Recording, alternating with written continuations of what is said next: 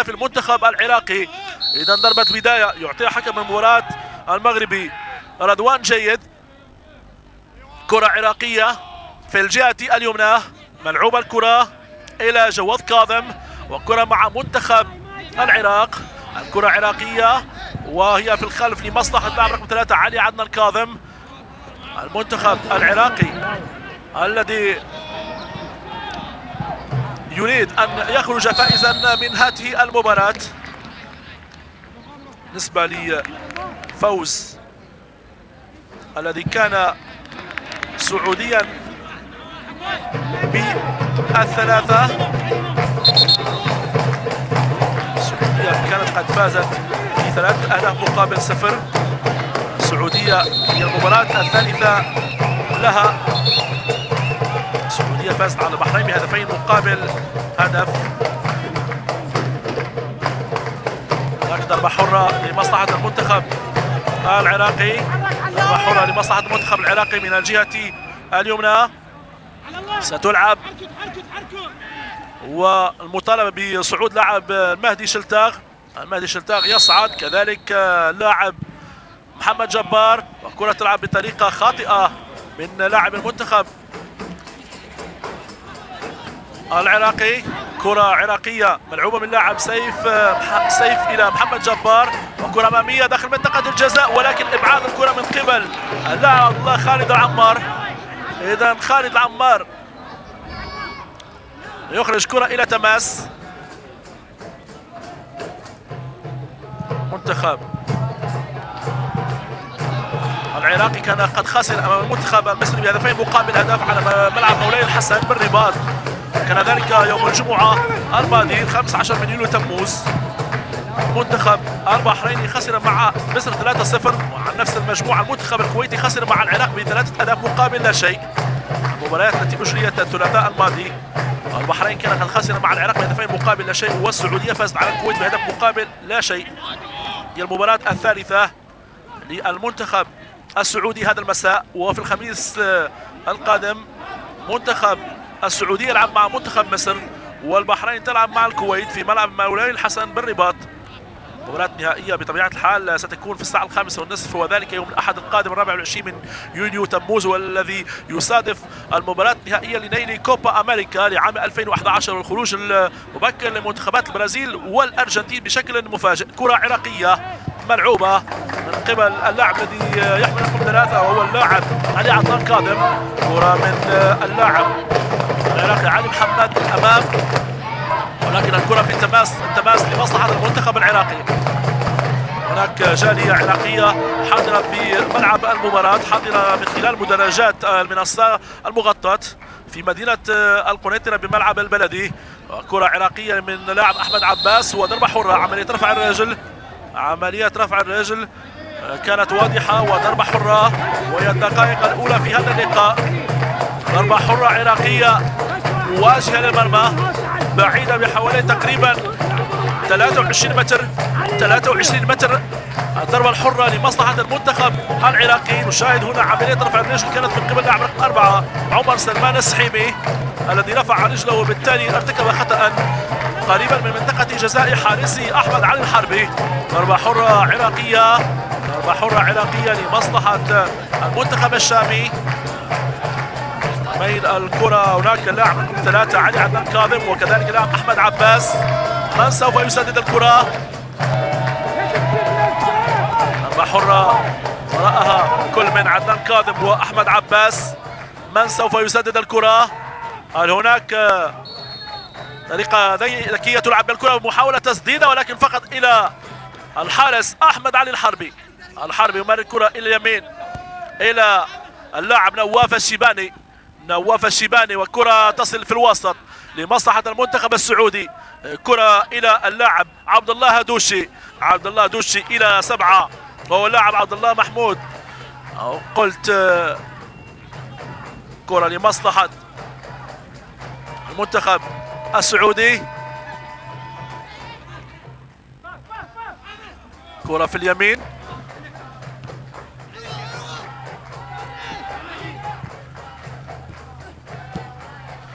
كرة لمصلحة المنتخب السعودي.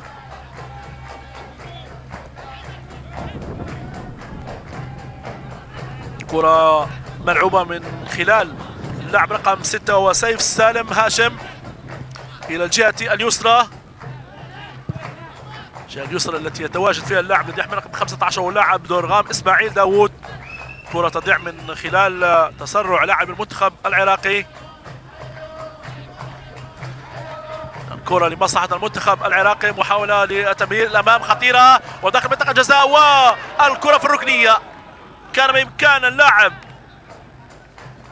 العراقي أن يسجل الهدف الأول أو اللاعب شلتاغ، ولكن الكرة تضيع. نشاهد هنا تمريرة من اللاعب محمد جبار شوكان، محمد جبار شوكان.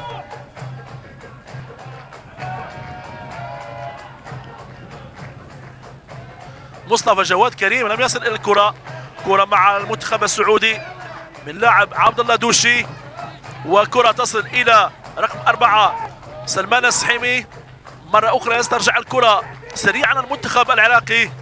ما يمكن ان يقال على المنتخب العراقي هو تسرعه عند المقربة من منطقة الجزاء لمنتخب السعودية. وكرة مع درغام الى الامام، ولكن هناك التغطية الجيدة من خلال اللاعب الذي يحمل رقم 25 وهو لاعب احمد حسن الشهري. وكرة لمصلحة المنتخب العراقي، كرة مع درغام داخل منطقة الجزاء، ولكن التصدي الجيد لمنتخب السعودي على المستوى الدفاعي.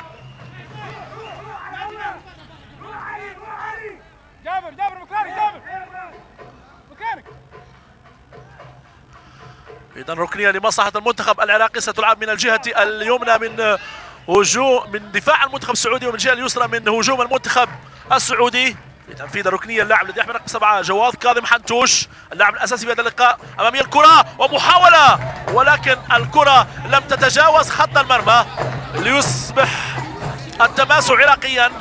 التماس لمصلحة المنتخب العراقي، لمصلحة زملاء اللاعب محمد جبار إرباط. الكرة في الجهة اليمنى في تنفيذها اللاعب الذي يحمل رقم 2 جاسم فيصل. والكرة إلى المنتخب السعودي، كرة سعودية مرة أخرى، كرة تصبح عراقية. لاعب 7 جواد كاظم حنتوش الذي تألق بشكل جيد مع المنتخب العراقي في مباراة المنتخب البحريني. كرة في الجهة اليسرى من علي عدنان كاظم إلى الأمام. المنتخب السعودي لم يتعرض لأي خسارة، والمنتخب العراقي تعرض لأول خسارة كانت في المباراة الثالثة أمام المنتخب المصري بهدفين مقابل هدف. المنتخب المغربي فاز على فلسطين 1-0، وفاز على السودان 1-0، وفاز على سوريا بهدف مقابل لا شيء. سيلعب مباراته الرابعة أمام المنتخب الجزائري، والمنتخب المصري الذي سيلعب ضد المنتخب السعودي فاز على البحرين 3-0، وفاز على العراق بهدفين مقابل هدف. وسيلعب مع منتخب الكويت في هذا المساء، يلعب في هذا المساء أمام المنتخب الكويتي. سأحاول التعرف على نتيجة مباراة مصر والكويت إن شاء الله في الدقائق القادمة إن أمكن. الخميس مصر مع السعودية، والبحرين تلعب مع الكويت. لا وجود الإمكانية للمنتخبين البحريني والكويتي الوصول لمباراة نهائية، ولكن الصراع سيبقى ما بين المصريين والسعوديين وحتى كذلك العراقيين. ولكن مصر عليه أن تفوز على الكويت، وستكون بالتالي المباراة الأخيرة والرابعة مباراة هامة بين مصر والسعودية من أجل الحصول على ورقة التأهل إلى المباراة النهائية. كرة لمصلحة المنتخب السعودي، ملعوبة الكرة من لاعب جابر مباركي الأمام. الكرة مع جابر مباركي، جابر يحاول بالقرب من منطقة جزاء المنتخب العراقي. كرة مع جابر مباركي، ومر الكرة إلى اليسار وتمريرة عالية، ولكن الكرة خارج أرضية الملعب. الكرة إلى خارج أرضية الملعب. أحمد الدوشي تمريرته لم تكن جيدة، تمريرة على شكل تسديدة ولكن الكرة بعيدة. كل مدرب يعطي التعليمات. فيصل فهد البديل مدرب منتخب السعودي وحكيم شكر فليح. السؤال الذي يطرح نفسه في هذا اللقاء: من سوف يخرج فائزا في هذه المباراة؟ هل سيفلح المنتخب العراقي في هزم المنتخب السعودي في هذا اللقاء؟ ودائما مباريات المنتخبين العراقي والسعودي كانت دائما مباريات جيدة وتتسم بالصراع الكبير في وسط ملعب، سواء في كأس الخليج أو في كأس آسيا أو في التصفيات الآسيوية المؤهلة إلى كأس العالم أو كذلك المؤهلة إلى الأولمبياد. كرة لمصلحة المنتخب العراقي وللاعب رقم 5 وهو لاعب علي محمد على الله. علي محمد على الله عرف كيف يحافظ على الكرة، تخرج بسلام إلى خارج أرضية ملعب. ضربة مرمى نفذت بشكل سريع من لاعب محمد حميد فرحان، والكرة في اليمين. الكرة لمصلحة المنتخب العراقي. تمريرات عرضية ما بين لاعب المنتخب العراقي.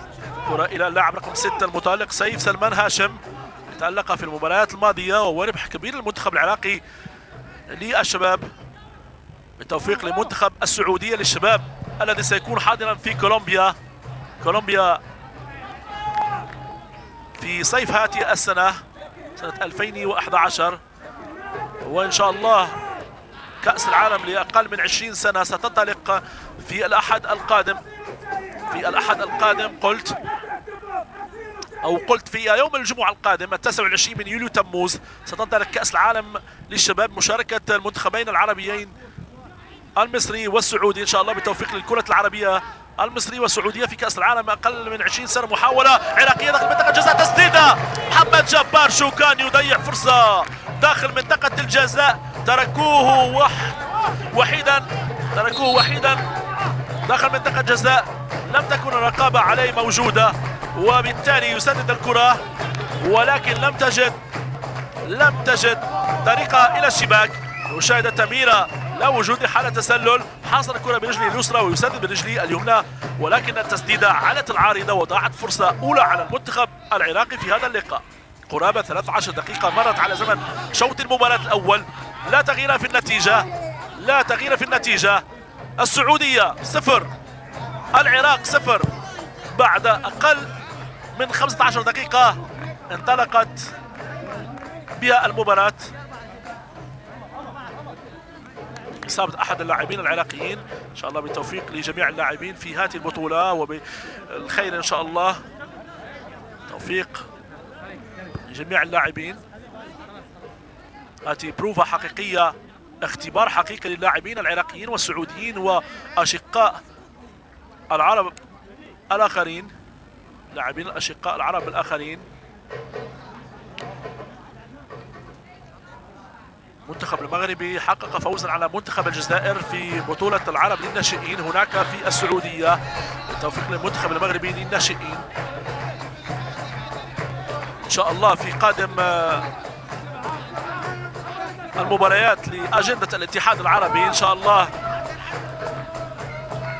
يكون التوقيت يعني مناسب أكثر لمشاهدة جميع المباريات، لأن بطولة أقل من 17 سنة أي بطولة الناشئين جاءت تقريبا في نفس توقيت البطولة الحالية، بطولة العرب للشباب. البطولة انطلقت في 14 من يوليو تموز، والبطولة ما زالت مستمرة في بطولة العرب للشباب. إن شاء الله أتمنى أن لا يكون هناك تدخل في أجندة الاتحاد العربي حتى نشاهد جميع البطولات، كأس الخليج وكذلك كأس العرب للأمم التي ستنطلق إن شاء الله من جديد وستستأنف من جديد. مشاركة منتخبات عربية كبيرة منها المغرب ومصر وتونس والسعودية والعراق والإمارات وقطر والبحرين ومنتخبات أخرى ما فيها العراق. كرة في اليمين، تمريرة عالية أمامية خروج موفق لحارس المرمى أحمد علي الحربي. الداخل 15 العراق لا شيء، السعودية لا شيء. وفق الاتحاد العربي في اختياره للمغرب، وموفق الاتحاد العربي لاهتمامه بالقاعدة الأساسية في كرة القدم التي تعتمد على النشء، تعتمد على اللاعبين الشباب، شباب اقل من 20 سنه وشباب اقل من 17 سنه. الاعتماد على اللاعبين الفتيان وعلى اللاعبين الشباب، وهم لاعبو المستقبل للكرة العربية، للكرة الشمال الافريقية، للكرة الشامية، للكرة الخليجية. وكرة لمصلحة المنتخب العراقي، ملعوبة الكرة من لاعب سيف سلمان هاشم. المنتخب السعودي لم يهدد مرمى المنتخب العراقي منذ بداية المباراة، هجمته محتشمة وخجولة، محاولة كادم يمر الكرة ولكن تمريرة تنقصها الفعالية، تمريرة ينقصها التركيز الكبير. ضاعت فرصة على منتخب العراق ليشكل خطرا كبيرا على مرمى الحارس أحمد علي الحربي، الحارس الأساسي في هذا اللقاء مع وجود حارسين، الأول عبد الله غميس زهراني رقم 22، والحارس الثاني رائد علي الشمري. محاولة عراقية أمام كادم ومركرة وخطيرة، تسديدة وتمر بجانب القائم الأيسر. ضاعت فرصة على مصطفى محمد جواد كريم، مصطفى جواد محمد كريم داخل منطقة الجزاء دون حسيب ودون رقيب، يسدد كرة ولكنها تخطئ المرمى. تمريرة من كاظم حنتوش يمر الكرة، لا وجود لتسلل، واللاعب محمد جواد كريم يسدد ولكن الكرة تمر بجانب القائم الايسر لمرمى الحارس السعودي احمد علي الحربي، لتضييع فرصة هي الاخطر في هذا اللقاء للمنتخب العراقي الشامي في هذه المباراة. مشاهدينا، كرة ملعوبة من جواد كاظم حنتوش، جواد كاظم قلت من اللاعب رقم 7 وهو عبد الله محمد القاعود، محمد عبد الله القاعود لاعب المنتخب السعودي. لاعبون شباب المنتخب السعودي اعطانا لاعبين كبار امثال سعد العويران، كذلك اللاعب الكبير فؤاد التمياط، قلت نواف التمياط وفؤاد انور، عذرا فؤاد انور ونواف التمياط، والحارس محمد دعيع. المنتخب السعودي اختار كذلك اللاعب فهد المهلل، احد اللاعبين الكبار في الكرة السعودية. كرة ملعوبة عراقية الامام في اتجاه اللاعب حنتوش، والكرة مع اللاعب درغام، يتقدم درغام من الجهة اليسرى، درغام يمر ويمر الكرة ولكنه يحصل على ضربة زاوية. درغام اسماعيل داوود يحصل على ضربة زاوية، انطلق كالسهم، حاول المراوغة، حاول تمرير الكرة لأحد زملائه المتواجد في منطقة الجزاء ما فيهم اللاعب محمد جبار شوكان، ركنية وراءها اللاعب جواد كاظم حنتوش. جواد كاظم ينفذ ركنية الأمام ومحاول إبعاد الكرة من قبل لاعب عمر سلمان سحيمي. الكرة في اليمين، الكرة عراقية لمصلحة المنتخب العراقي وتمريرة عالية ولكن فقط إلى خارج أرضية الملعب. ضربة مرمى لمصلحة أحمد علي الحربي. الدقيقة 18 والتعادل بين المنتخبين السعودي والعراقي 0-0.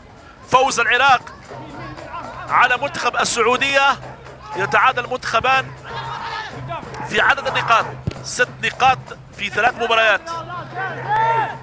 فوزين وخسارة لكل منتخب إذا ما فازت السعودية على العراق في هذا اللقاء، أو قلت إذا ما فازت العراق على السعودية في هذه المباراة سوف يصل المنتخب العراقي إلى فوزه الثالث في 4 مباريات. فازت السعودية وفازت مصر، سيتساوى المنتخبان في عدد النقاط 9 نقاط في 3 مباريات، 3 انتصارات في 3 مباريات، 9 نقاط على 9 للمنتخبين المصري والسعودي. إن فازت السعودية على العراق اليوم، ولكن إن فازت العراق اليوم سوف تصل النقطة 9 وتنتظر مباراة مصر والكويت. وإن فازت مصر على الكويت وبحكم فوز مصر على السعودية، مصر على العراق بهدفين مقابل هدف، قلت فإن المنتخب المصري هو من سوف يتأهل إلى المباراة النهائية. المنتخب الجزائري خسر مع المنتخب السوري ب3 أهداف مقابل هدف، والمغرب فاز على سوريا بهدف مقابل لا شيء. المغرب سوف يلاقي المنتخب الجزائري في آخر مباراة. انتصارا وهزيمة المنتخب الجزائري وثلاث انتصارات المنتخب المغربي.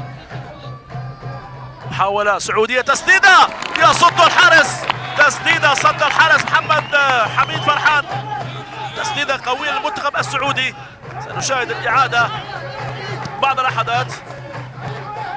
كانت فرصة خطيرة وهنا تمريرة ممتازة والتسديدة من لاعب رقم 6 هو عبد الله خالد العمر.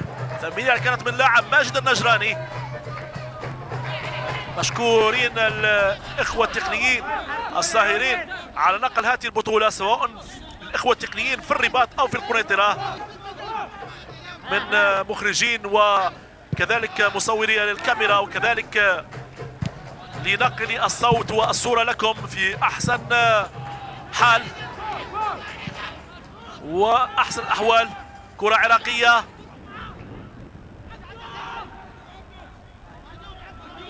تحية لسعيد أحفور مخرج بعد المباريات في هذه البطولة، كذلك الحاج أحمد حيدر مخرج هذا اللقاء. 21 دقيقة، العراق لا شيء، السعودية لا شيء في هذه المباراة. أجندة القناة الرياضية سوف تكون مليئة. مباراة المنتخب المغربي القادمة إن شاء الله في المغرب ضد منتخب تنزانيا، وكذلك مباراة المنتخب المغربي في الألعاب الأولمبية، تصفية الألعاب الأولمبية لأولمبياد لندن 2012، كذلك الدوري المغربي الأول لكرة قدم الاحترافي في موسم الأول 2011-2012، وكذلك كأس العرش للموسم 2010-2011 حتى لا نخلط الأمور. وموسم 2010-2011 كأس العرش الدور الأول سوف تشارك فيه الفرق التي تلعب في الدوري الوطني الأول لكرة قدم. الدقيقة 22، العراق لا شيء، السعودية لا شيء. كرة في اليمين لمصلحة العراق، تمريرة ولكن إبعاد الخطر من قبل دفاع السعودية. سيطرة شبه مطلقة للمنتخب العراقي، ولكن سيطرة عقيمة لعدم استقبال مرمى السعودية أي هدف في هذه المباراة بعد مرور منتصف الشوط الأول. نحن في منتصف الشوط الأول والمنتخب العراقي لا زال متعادلا 0-0 مع السعودية. هناك ضربة حرة لمصلحة المنتخب السعودي اللاعب أحمد حسن الشهري. أحمد حسن الشهري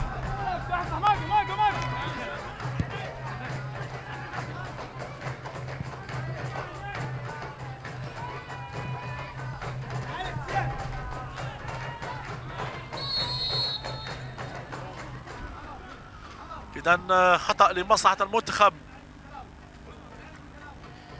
العراقي. الدقيقة 23 و30 ثانية. المنتخب السعودي تهيأ قبل أسبوعين لضربة البداية لهذه البطولة ولم يتهيأ جيدا. حاله حال المنتخب البحريني بالنسبة لهم. هذه البطولة هي بروفا مهمة للاستعداد لبطولة كأس آسيا للشباب القادمة، وكذلك لتصفيات الألعاب الأولمبية.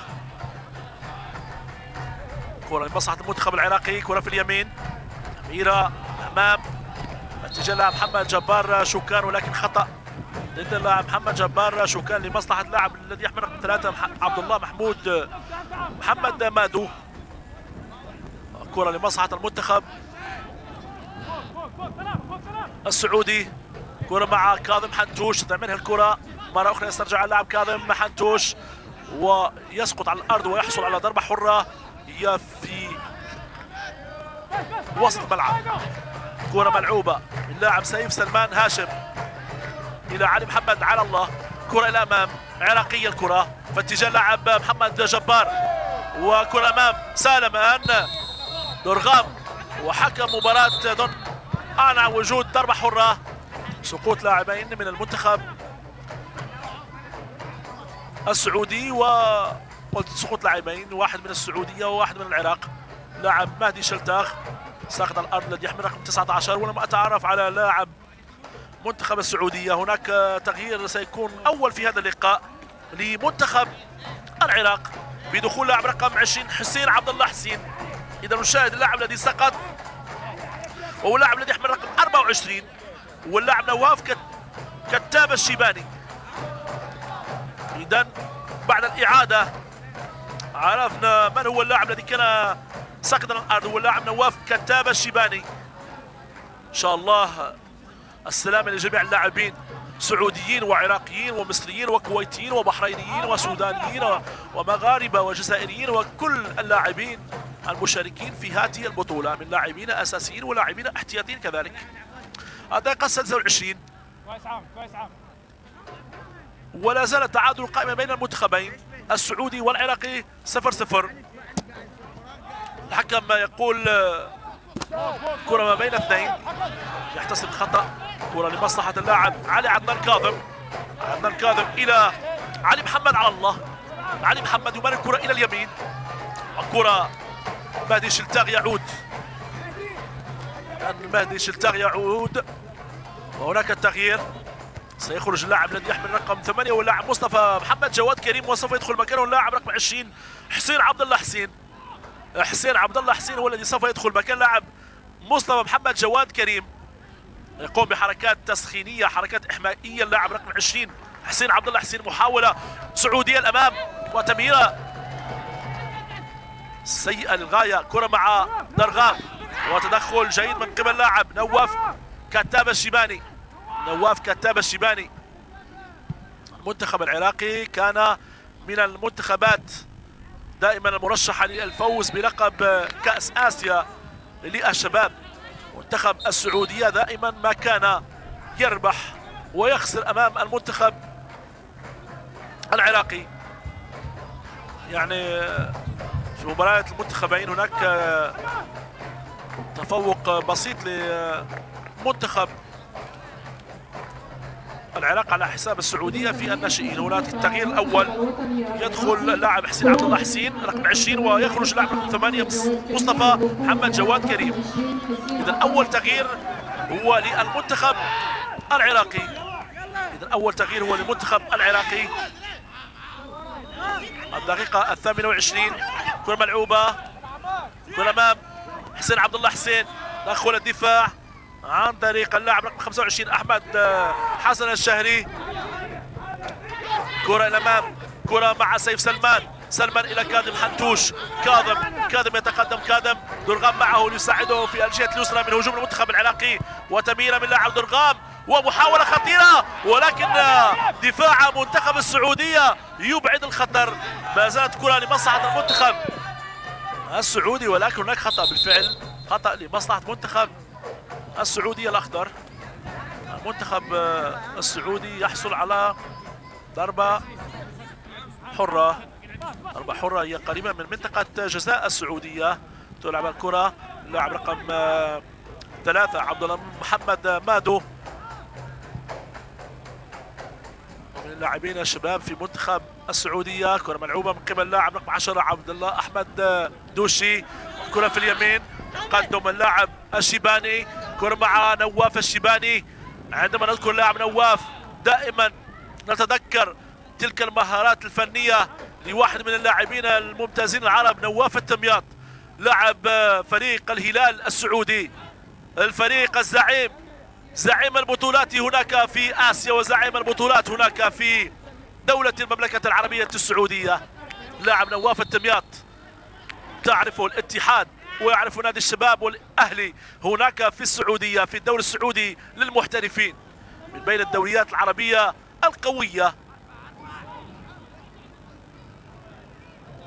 في قارة آسيا، ولم أقل هو الدوري رقم 1 عربيا في آسيا. الدوري السعودي، الهلال والاتحاد، الاتحاد العميد والهلال الزعيم في مباريات كبيرة واخر مباراة جمعت الفريقين كانت في دوري ابطال اسيا، وعاد الفوز للاتحاديين على حساب الهلاليين. خسر الزعيم وفاز الاتحاد. الاتحاد العميد، عميد الكرة السعودية، فاز على الهلال واقصاها ووصل الى الربع نهائي مسابقة كأس دوري ابطال اسيا للمحترفين. من بين افضل الدوريات في العالم دوري ابطال اسيا، شاركت فرق كبيرة يابانية واخرى كورية، من بين فريق كبير اسمه نادي شومبوك موتورز الكوري الجنوبي، نادي سامسونج، فريق سامسونج ترعاه شركة سامسونج الكورية الجنوبية الكبيرة، لذلك يسمى بنادي سامسونج الكوري الجنوبي. وفي دوري ابطال اسيا هناك فريقان، سيباهان ونادي اصفهان، وهما من مدينة اصفهان الايرانية. ايران حاضرة بقوة بفريقين، والدول العربية حاضرة بفريقين، هما السد ونادي الاتحاد. السد القطري، السد الفريق السداوي، ونادي الاتحاد، اتحاد السعودية، اتحاد جدة السعودي. الهلال الذي لعب معه لاعب كاماتشو البرازيلي، ولعب معه كذلك اللاعب المغربي بصير، صلاح الدين بصير.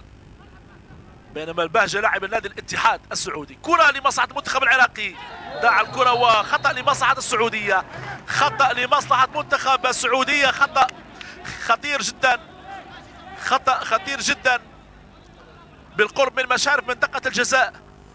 ضربة حرة، الكرة سوف تتواجد بالقرب على بعد سنتيمترات قليلة من الدائرة الصغيرة التي تواجه مرمى منتخب العراق وحارسها محمد حميد فرحان. والدقيقة 32 هل تكون الدقيقة التي سوف تمنحنا فرصة مشاهدة الهدف الأول في هذا اللقاء ما بين السعودية والعراق؟ مشاهدينا في هذه البطولة العربية للشباب، الأخضر السعودي، هل تكون قريب من توقيع الهدف الأول لك في هذه المباراة؟ ضربة حرة وراء الكرة، اللاعب عبد الله خالد الغمار، إذن وراء الكرة، والجدار البشري مكون من 4 لاعبين إلى 5 لاعبين عراقيين، وهناك إمكانية تسديد المباشر أو بطريقة غير مباشرة، بطريقة غير مباشرة، تسديدة قوية، يصد الدفاع، وعندما سددت الكرة الجدار البشري خرج من مكانه. كرة ملعوبة لمصلحة المنتخب السعودي لماجد عبد الله النجران، الأمام ملعوبة ولكن إلى خارج أرضية الملعب. الحارس تبع الكرة وهي تمر بعيدة عن مرماه. كرة مع اللاعب درغام، إسماعيل داوود، درغام إلى اللاعب على الله، كرة عراقية، على الله يرجع كرة إلى اللاعب الذي يحمل رقم 3 واللاعب علي عدنان كاظم. لاعبان يحملان اسم كاظم حنتوش، جواد كاظم حنتوش رقم 7، وعلي عدنان كاظم. اسم كاظم اسم معروف جدا في كرة القدم العراقية، واحد من اللاعبين الذين استبسلوا في المنتخب العراقي في كأس العالم التي أقيمت في عام 86، وهي المشاركة الوحيدة للمنتخب العراقي. وأفضل مشاركة للمنتخب العراقي كانت في الأولمبياد حيث وصل المنتخب العراقي في أولمبياد أثينا، وصل في أولمبياد أثينا لعام 2004، وصل إلى الدور نصف النهائي، أقصي أمام الباراغواي وخسر في مباراة الحصول على المركز الثالث أمام المنتخب الإيطالي بهدف مقابل لا شيء. المنتخب الإيطالي الذي كان يشرف عليه تارديلي. من هو تارديلي؟ تارديلي هو الذي شارك في كأس العالم عام 82 مع التوبيلي وتشيلي وجنتيلي، وكذلك الحارس دينو زوف، الحارس الكبير، حارس سابق نادي لازيو روما. محاولة عراقية ملعوبة الأمام. العرب دائما ما يشرفون، كذلك المغرب شرف العرب في كأس العالم في هولندا عام 2005 وصل إلى النصف النهائي، خسر مع نيجيريا وكان بإمكانه أن يفوز على المنتخب البرازيلي في مباراة المركز الثالث والرابع، ولكنه خسر وحصل المركز الرابع. محاولة عراقية بالتوفيق للكرة العربية.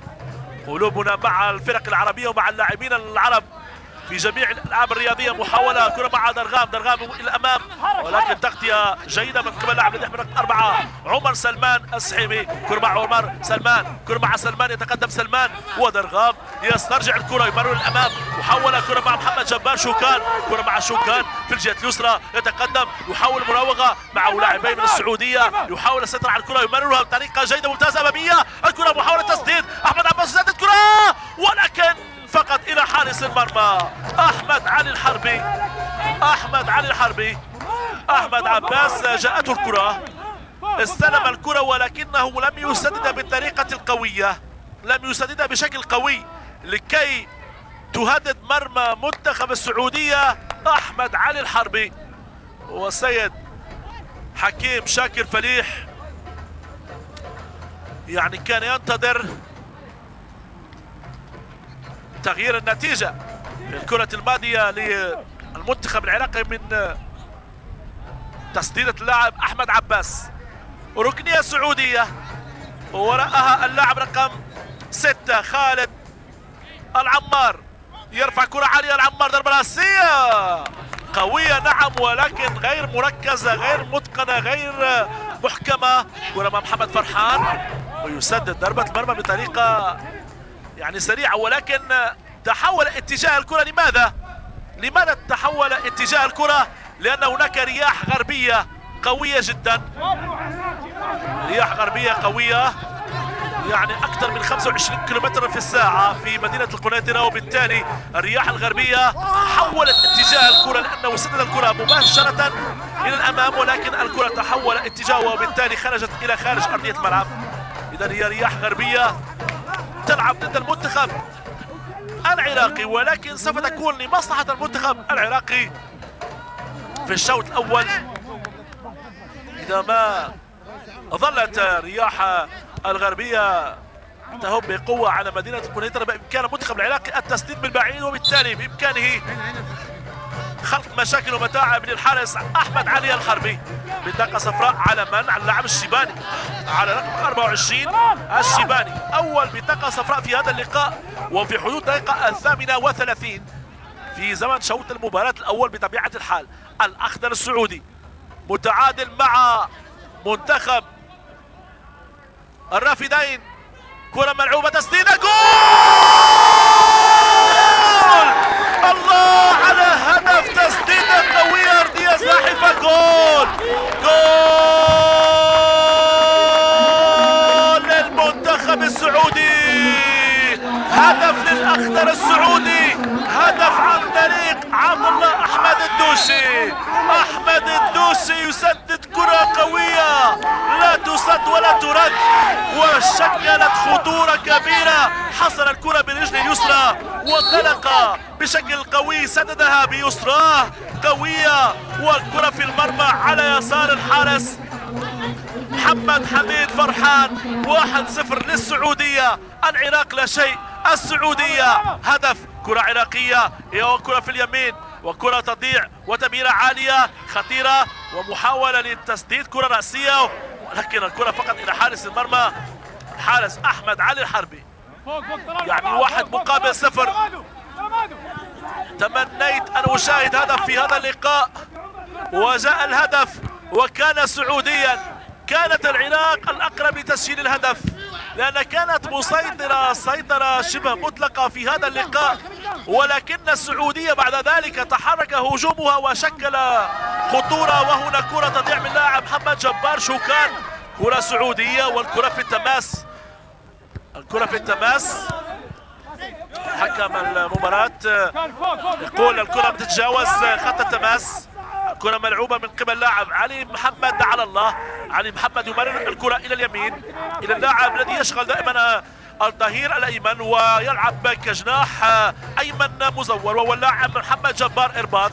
وكرة في اتجاه لاعب محمد شوكان، كرة في اليمين وكرة ملعوبة من لاعب جواد كاظم، كرة مع محمد إرباط يرفع الكرة إلى الأمام خطيرة في اتجاه لاعب محمد جبار، وكرة ما بين لاعبي المنتخبين ومحاولة تسديدها ولكن تدخل الدفاع السعودي. كرة ما زالت داخل منطقة جزاء، اختلاط داخل منطقة جزاء المنتخب السعودي، ولكن الكرة تحولت إلى خارج أرضية الملعب ورمية تماس لمصلحة المنتخب العراقي. العراق تضغط وتحصل على رمية تماس، رمية جانبية للمنتخب العراقي. تلعب رمية تماس، الكرة مع أصدقاء اللاعب إرباط، كرة إلى الأمام مع المهدي شلتاغ أمامية في اتجاه محمد جبار، وحراسة مفروضة على اللاعب محمد جبار، أحد اللاعبين الذين يشكلون خطورة على مرمى المنتخب السعودية. حكم المباراة أعلن وجود حالة تسلل لمصلحة المنتخب السعودية. هي الدقائق الأخيرة و4 دقائق على نهاية شوط المباراة الأول، ودائما السعودية متفوقة منذ الدقيقة 39 بالفعل الدقيقة 39 بهدف مقابل لا شيء في اللاعب الدوشي عبد الله أحمد الدوشي. ضربة حرة لمصلحة اللاعب رقم 25 وهو اللاعب أحمد حسن الشهري. ما شاء الله طول القامة، يعني طول القامة رائع وبنية جسمانية قوية، اللهم لا حسن. والله هكذا نريد اللاعبين العرب أن يتوفروا على بنيات جسمانية قوية وعلى يعني طول القامة، وكذلك قوة الشخصية الدفاعية وقوة الشخصية الهجومية. محاولة عراقية من الأمام ولكن إبعاد الكرة من قبل اللاعب أحمد حسن الشهري في الفريق الأول، ولكن ليست هناك قرابة عائلية بين هذا اللاعب الشهري لاعب منتخب السعودية للشباب وكذلك لمنتخب السعودية الأول.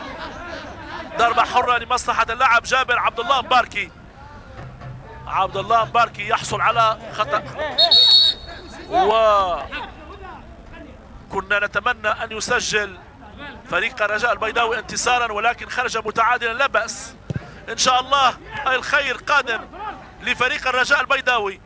ألف مبروك لنادي الوداد البيضاوي، والله رفعتم رؤوسنا عاليا يا الوداد البيضاوي، يا فريق الشياطين الحمر. كنتم بالفعل شياطين كبيرة عرفت كيف تسيطر على مجريات المباراة. لاعبون في المستوى الشياطين الحمر عرفوا كيف يسيطرون على أجواء المباراة، وكان بإمكان الوداد البيضاوي أن يخرج فائزا في لقائه مع الأهلي المصري رغم غياب الجمهور. المغرب فاسي، الفريق الذي فاز بهدف مقابل لا شيء، قدم مباراة في المستوى أمام نادي شبيبة القبائل الجزائري. فريق شبيبة تيزي وزو قديما، شبيبة القبائل واحد من الفرق القوية على مستوى كأس الاتحاد الأفريقي، كذلك الفرق التي تطمع دائما في الفوز بالبطولات الأفريقية. دقيقة و30 ثانية إن شاء الله بالتوفيق للكرة المغربية في قادم المناسبات، وإن شاء الله في تصفيات الألعاب الأولمبية. دقيقة واحدة. مشكور الحكم الاحتياطي السيد مهدي عبيد شارف من الجزائر الذي أطلعنا على الوقت بدل الضائع. بطاقة صفراء، دقيقة واحدة، بطاقة صفراء على اللاعب السعودي واللاعب صاحب الهدف واللاعب رقم 10 الذي حصل على أو لاعب رقم 7 واللاعب رقم 7 عبد الله محمد القاعود يحصل على بطاقة صفراء هي الثانية للاعبين السعوديين في هذا اللقاء. كرة عراقية ولكن عملية إبعاد الكرة لم تكن بشكل مطلوب.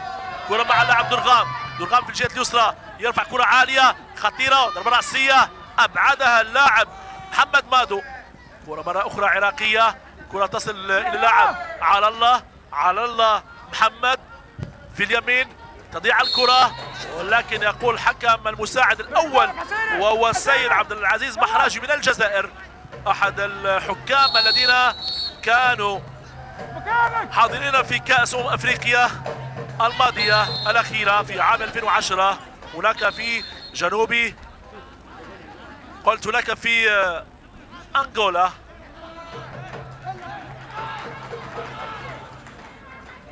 شاء الله التواجد العربي بشكل قوي في كأس العالم القادمة لعام 2014 في البرازيل. دقيقة واحدة كوقت بدل ضائع مشاهدينا.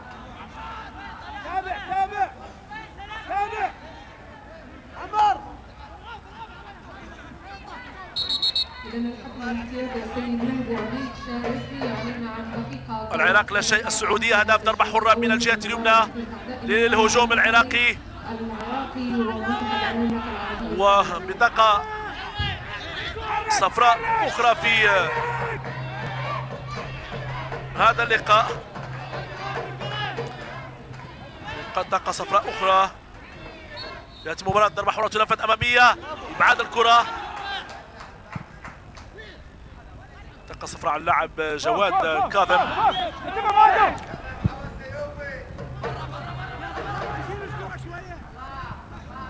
كرة مع محمد إرباط. محمد إرباط وفيت الآونة. ينتهي الشوط الأول بفوز المنتخب السعودي بهدف مقابل لا شيء على منتخب العراق بهدف مقابل 0. هدف السعودية سجل اللاعب في الدقيقة 39 عبد الله أحمد دوشي. إذا ينتهي الشوط الأول بتفوق المنتخب السعودي بهدف مقابل لا شيء. ألقاكم إن شاء الله بحول الله تعالى في نهاية الجولة الثانية إن شاء الله.